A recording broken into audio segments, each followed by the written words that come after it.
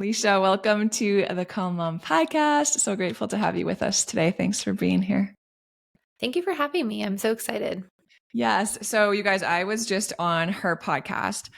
So we'll link that in the show notes so you guys can go listen to that episode there and check out her show, especially if you've clicked play today and this topic resonates for you. But now we just recorded that and now we're swapping and we're going to have her here. We're going to talk about hormones and the connection, I think, between hormones and how you're feeling and what you're experiencing and your nervous system, of course. But before we jump into all of that, I would love it if you just took a couple minutes and kind of let everyone know maybe a little bit about you and your journey and how you've come to be so passionate and teaching the things that you teach. Yeah, so I am a mom of 3, a wife. We've been married for, if I have to do the math, it's either 12 or 13 years, and it's really bad that I don't know. But when we get past the halfway mark, I think we're almost to 13. And so it feels like we're at 13, even though we're still at 12. Yes. So we'll be 13 this year. And we have 3 kiddos, 10, 6, and 3. And I have transitioned essentially from working in the hospital as a registered nurse and into the functional health space and specifically working with women on hormones. And I've just found that when I was working in the hospital, I just really hadn't just this like it wasn't an integrity for me anymore to be where I was and see people coming back sicker and sicker when I knew there were things I could do to help them, specifically with nutrition. And I just did not have the time working in the hospital to do the education that I wanted to do. Especially we live in Oklahoma, and honestly, it's a very unhealthy state. It has like some of the worst ratings and like all the things for heart disease and diabetes. Wow. And what do you attribute that to? Is it like a lifestyle thing or is it like more of? I do think it's lifestyle. So I think it's lifestyle and then, just what is generally accepted, as a community. Yeah. Some of the things that I have noticed with some of my traveling and things like that, and even just traveling within the US, is we are not a state that prioritizes being outside, and really like movement outside. Yeah. People don't love to be outside here, and sometimes for good reason, because the winter is kind of crappy and the summer is kind of crappy. You know what I say that, and I really don't adhere to that myself. Like we still spend a lot of time outside in the summer and a little less in the winter. Like it's 15 degrees right now, and it doesn't usually stay this cold for very long. But there are seasons where the weather is really nice, but because it's so kind of sporadic, the weather in Oklahoma is very sporadic. That's, I think, the most predictable thing about it is that you never know. And so like it's 15 degrees right now, and then in 4 more days, it's supposed to be 69. Like that is typical for Oklahoma, that it's just like up and down, up and down. So I think establishing any kind of like routines with spending time in nature, and like we also don't have mountains here. We don't have the beach here. Like there's not as much of a draw to be outside.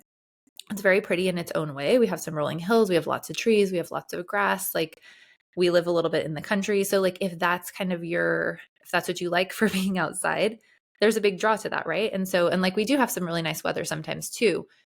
But I do think that that's a big thing that I noticed visiting, Colorado or visiting Florida or visiting, anywhere that has kind of like that really the spectacular natural beauty of the mountains or of the ocean. Like people are just drawn to be outside. And even in Florida, where it's super hot a lot of the time, it's like you're outside at sunset, you're outside in the morning, like you make it work. And I just don't think that the culture here is necessarily that way. And I grew up in South Texas. I didn't see a lot of that there either.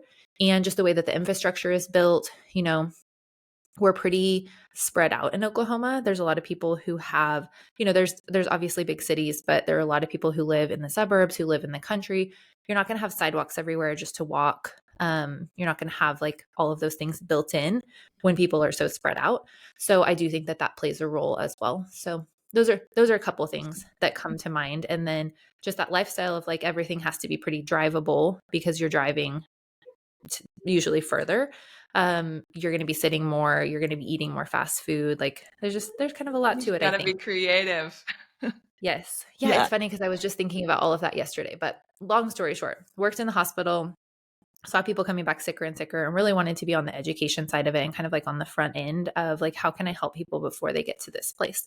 And so I looked into different programs, found one that felt aligned for me in functional nutrition, where I could actually do functional lab work as well, because it kind of combines the science that I loved in nursing with the care and the education that I wanted to be able to give. And as I started working with people, I just found that I loved working with women. I loved working with kids. I really specifically just work with women now, because when especially a mom or someone who wants to become a mom changes her health, it changes her whole family's health. And it's just like the biggest impact that you can make.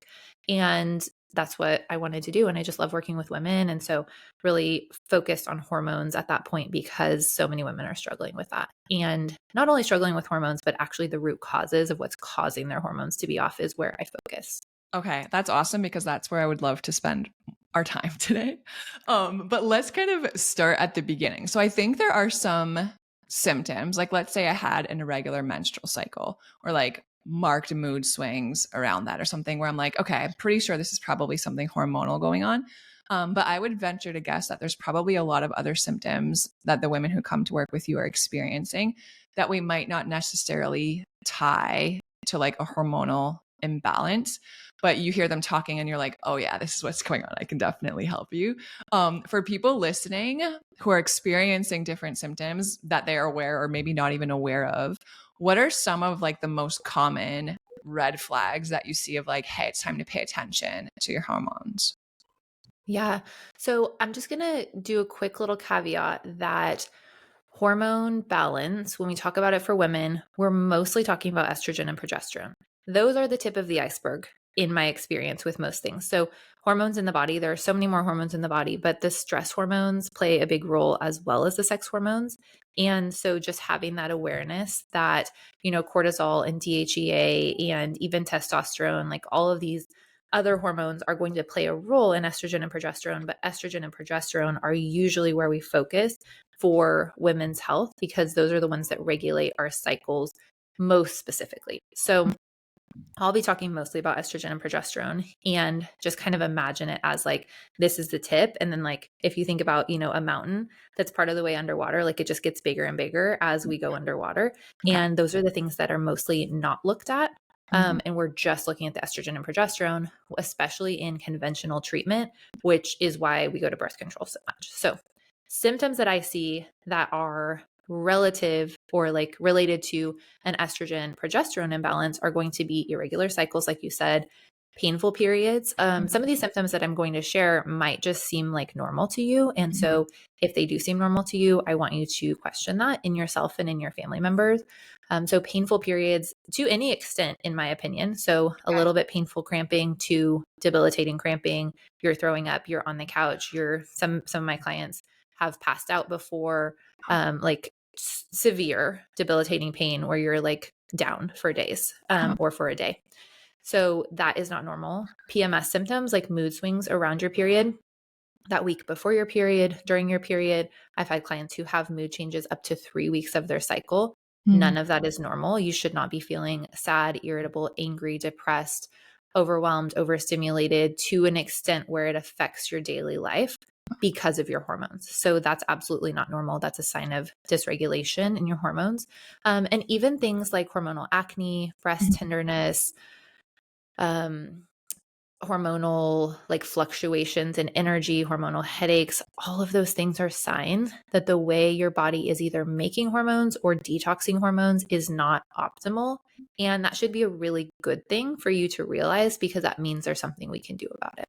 Wow. Okay. This is so good. One, I love your distinction between like what's common and what's normal, right? It's like everyone, it feels like, experiences most of the things that you just mentioned. And yet we just truck it up to like just being a woman or what have you. And you're like, no, I can actually help you with all of these different things. It doesn't have to be that way. And it was actually making me think, because I don't know if this is TMI, but like you guys know that I closed my law firm a few months ago. And i.e. with the law firm went so much stress, right? And it's like, I was always someone who I could tell when my period was coming, because I was just like, I felt awful. I had no energy. It was hard to get out of bed. I had the physical symptoms, the pain, the bloating, the headache. I felt really like irritable and edgy and all of these things. And today is supposed to be day 1 of my cycle. And I worked out this morning with my husband. I'm like, I don't know what's going on, but like I'm supposed to start my period today. And I feel great. Like I feel so strong today. Like I was crushing my work. I just like felt really good. I'm like, my mood hasn't changed the last few weeks. Like I slept great last night. Like what is going on? I'm like, am I pregnant? And then my period started like an hour later. And I'm like, oh, there's like, I'm seeing that my body is finally starting. I'm sure there's like still a lot of work to do, but at least with the level of stress I've been experiencing, my body is starting to heal itself. And like these things that I've been noticing, by the wayside, I guess now that aren't happening. So it's so interesting to hear you mention this, because I never thought that my period would come without me knowing, because it's always just been like so obvious and so painful. And like I dreaded it because I felt so bad around the time that it started. And I guess I say that to say, we talked a little bit on your show about the impact that our nervous system has on our hormonal health. And I'm not sure if people necessarily tie the two. So I want to get into the other things. Like I want to talk about nutrition and a lot of these other things that you teach on, but specifically with the state of our nervous system. Can you just teach the people like why a regulated nervous system helps to support our hormone health? Yes. So this really comes back down to just like the basic fundamentals of how a woman's body works. So let's just imagine like we're living in the woods. It's, stressful. There truly are like lions and tigers and bears that could be chasing us. Your body needs a regulative mechanism to protect you from unwanted pregnancy, essentially. Not even unwanted, but just like unsafe pregnancy. If you are going to be attacked by a tiger, it's really not safe for you to have a baby, right? Yeah, and so right. Your body has a safety mechanism with your nervous system that your brain is sending those signals to your hormones and to your ovaries that make your hormones to say whether or not things are safe. And so this could be emotional stress. It could be, the physical and emotional stressors that Michelle talks about all the time. In my experience, it is a combination typically of like life stressors that are on our emotions and dysregulation in the body from poor nutrition, maybe good nutrition that doesn't regulate your blood sugar, overexercise, overachieving, not sleeping, all of the things that we can all relate to because it's praised in our society, right? It's like, oh, look at her. Yep. She's getting stuff done. And you're like, yeah, but I feel terrible. I haven't But it doesn't matter, right? Because you're getting stuff done, right? Yep. And so when we look at that and we just think on a basic level, if your body feels safe enough to prioritize reproduction, it is going to be prioritizing making hormones well, which you need to make enough estrogen at the right time of your cycle to be able to ovulate. And then you need to be able to make enough progesterone without it being stolen to make more cortisol in a time of stress to maintain through the rest of your cycle, and then to maintain a pregnancy if you do get pregnant that cycle. Yeah. That is a very metabolically expensive task, as well as 100 times more expensive is making a baby. Yeah. Your body is not going to prioritize resources for that if it thinks you are running away from danger. And so if you are constantly letting your body have signals that, and your brain specifically, that you are running away from danger, it's not going to prioritize that reproduction. It just doesn't make sense that it would. Yeah. And I think that when we take a step back and see it that way, it's like, oh, well, this makes sense. I've been, incredibly stressed out and just going for 10 years. And these hormone symptoms aren't getting better, or they're getting worse. And it's like, yeah, because your body is not prioritizing that. And there are things physically that we can do to support that in the midst of emotional dysregulation. And my best case scenario is that both happen together or one before the other, so that you can have that true picture of your brain is actually getting the signals that it needs to say things are safe, we can regulate. And so I love that for you, Michelle, that you're like, my body is finally getting these signals of safety. And sometimes it isn't the physical things we do that helps regulate that. I think we can all relate to having a time of stress where maybe we skipped ovulating, maybe we had a late period, maybe we had an early period, like something changed in our cycles because we had a big stressor or trauma in our life. That should just be like all the proof you need that what I'm saying really makes a difference long term. Yeah. I mean, safety is key, right? Safety is like number one priority always. And like you just explained that. So like that made so much sense about our reproductive system. But the same is true with our other non-essential systems, right? It's like our body's not going to prioritize our immunity if we're running from lions and tigers and bears, or it's like we're going to have gut issues because our digestion is going to be impacted by constantly being, our body doesn't know it's not a lion, a tiger, a bear, but it's just emails and the pace of life and all the things. So there's just such an impact. Okay, so what are some of the like things that we can start doing today, like the things that have high ROI that a lot of us are either neglecting or we feel like we don't have time for, that you're going to teach us ways that we can prioritize and get it in with all the life that we still have going on, really to impact our hormonal health? So the things that I love to start with first, and these are on the physical side because they do create safety in the body from a physical perspective. Number one is going to be eating a balanced, nourishing breakfast within 30 to 60 minutes of waking up. Yes. I know some women have heard that intermittent fasting is good for your hormones. I know there are studies on it. I have not seen the fruit of that. That's all I can tell you. Yeah. What same with the nervous system. It's same thing. Very, your breakfast. Very don't clear. have coffee first thing, empty stomach. Mm-hmm. Very, very clear signal of safety to the body is as soon as you wake up within that 30 to 60 minutes, eating something nourishing that has carbs and protein. I don't even focus on the fat part of it because busy women need it to be simple. Carbs and protein in a fairly balanced ratio every single day, over and over again. I cannot tell you how many people come back to me and they're like, that sounded a little too simple and it's changed my life. Okay? Yeah. So if you're not doing that, if you're fasting, if you're drinking coffee first, you need a solid breakfast. Yes. I'm not talking about like a granola bar. I'm talking about a real breakfast for a real grown woman with real food in it that has protein and carbs together, that's whole food, and eating that and then waiting until you've gotten that in your body before you have coffee, if coffee is a thing for you. And it can be so easy. Like I've just started to have hard-boiled eggs. Like I'll just make a whole dozen on Sunday. But like on the days where I'm like, oh, I want to just like grab something quick, I'm like, it takes less time for me to grab 2 of those out of the fridge, cut them in half, put some pepper on them, and like, have that with half a toast or something. So it can be really quick. It can be simple. Like it doesn't take a lot of time. Right. It can take as much time as you have. One of my favorites actually is I really, I have a protein powder brand that I found that I really like.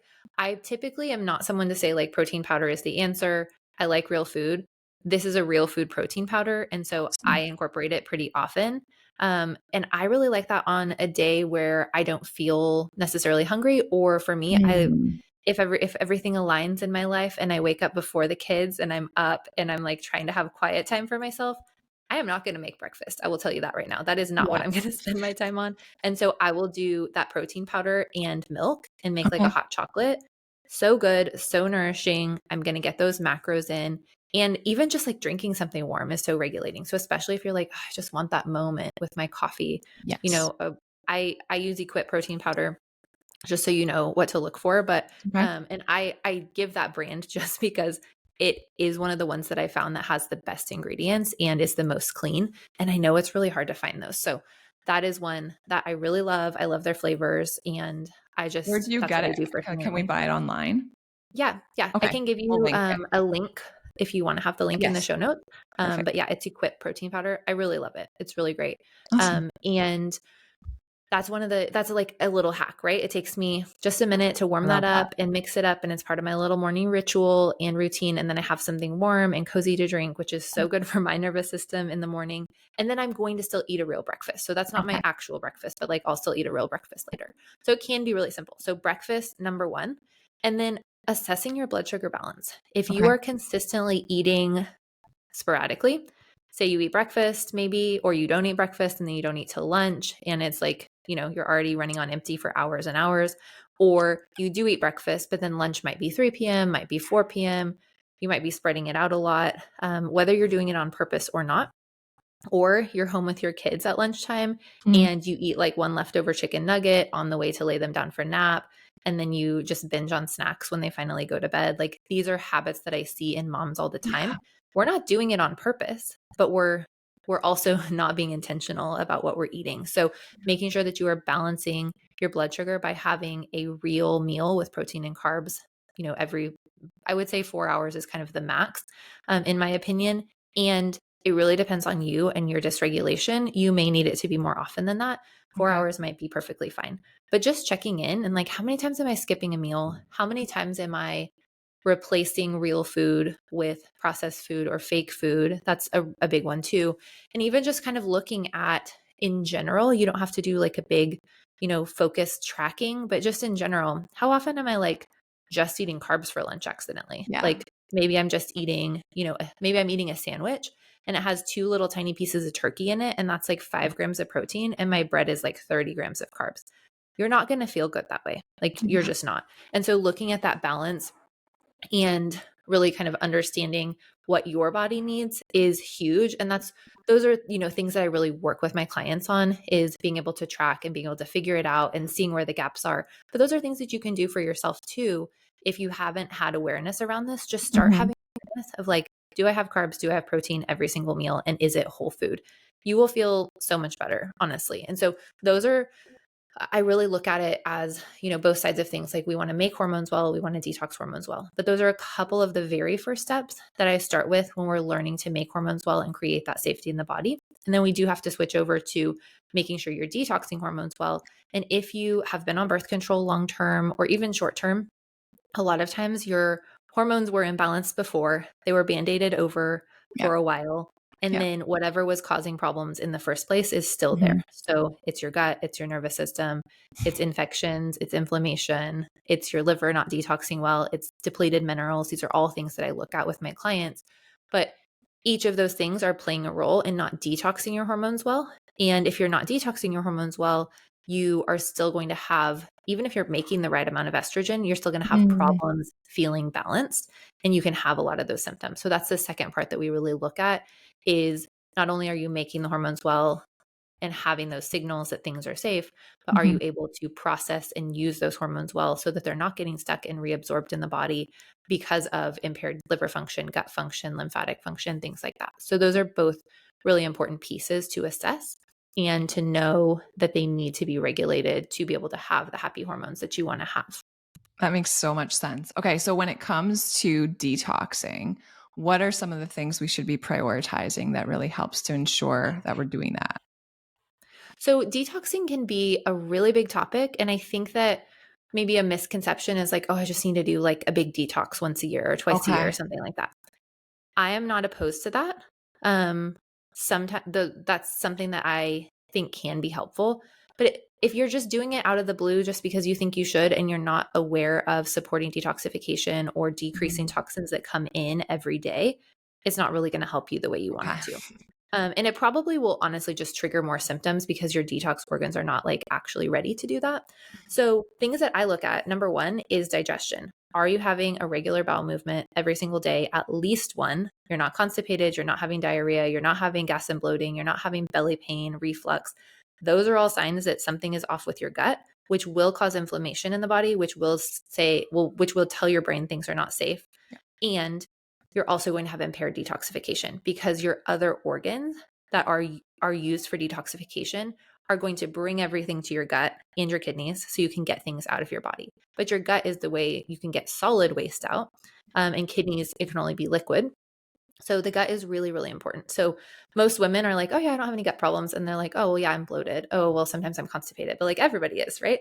And so that's huge. Like we have to investigate that first. It can be food. It can be, bacterial imbalances. It can be parasites. Like there's all kinds of things that we can investigate. There's always investigation to be done. But it can also just be that you're overly stressed and you're not moving and your body isn't getting the signals of safety, because I'm sure you've talked about this, but with the gut, you specifically, when you go into fight or flight mode, your gut function slows down because it's, again, if we go back to the tiger, you don't need to digest your food when you're running from a tiger. No, you need and to you run. shouldn't have you shouldn't be digesting either, right? That's going to slow you down. Right. Like you need to run. Yeah. And so if that's what your brain is telling you all the time, like you just need to run, you need to go, you need to go, you need to go, your digestion will be slowed down just from that. So it is, it is both sides of everything, but that's a big thing that I'm going to look at with detoxification.